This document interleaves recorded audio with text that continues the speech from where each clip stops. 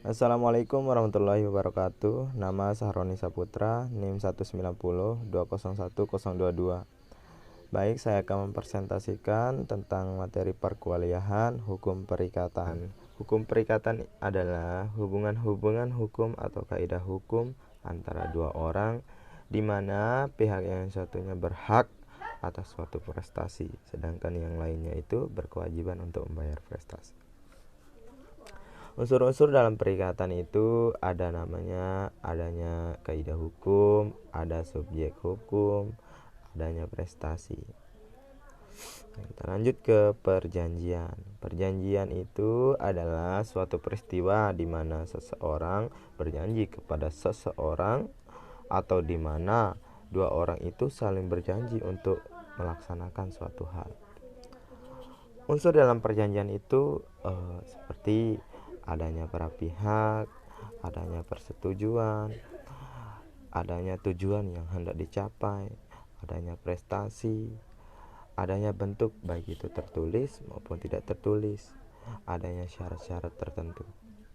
Asas-asas dalam perjanjian. Ya, asas-asas dalam perjanjian ini ada asas kebebasan berkontrak, ada asas konsensualitas, ada asas personalia. Syarat sahnya perjanjian. Syarat sahnya perjanjian itu adalah ada persetujuan kehendak antara para pihak-pihak yang membuat perjanjian, itu yang dinamakan konsensus. Ada kecakapan pihak-pihak yang membuat perjanjian, itu yang dinamakan capacity. Ada suatu hal yang tertentu yang dinamakan objek, dan ada juga suatu sebab yang halal, itu yang dinamakan kausa.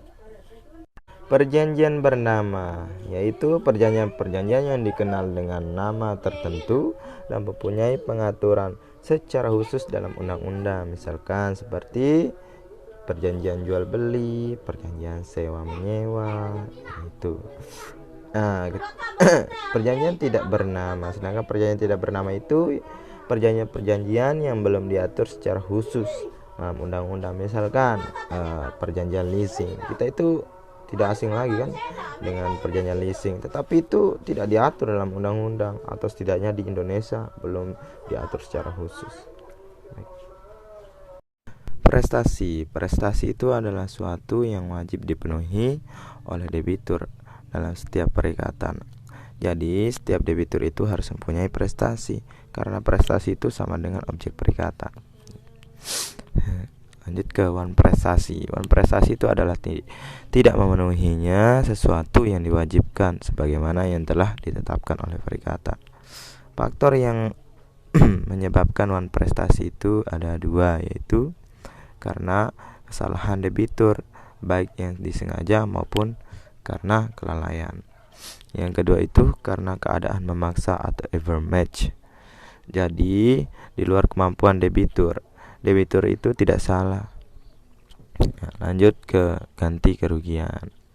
Ganti kerugian adalah hak seorang untuk mendapat pemenuhan atas tuntutannya yang berupa imbalan sejumlah uang, misalkan karena ditangkap, ditahan, dituntut, ataupun diadili tanpa alasan yang berdasarkan undang-undang. Baik, kita lanjut ke kontrak di bawah tangan. Meski Indonesia itu menganut asas kebebasan dalam membuat kontrak, tetapi kita itu harus mengikuti norma-norma atau hukum-hukum yang berlaku di Indonesia. Poin-poin berkontrak itu ada para pihak, pendahuluan, definisi, pernyataan, isi kontrak, masih banyak lagi sampai di penutup.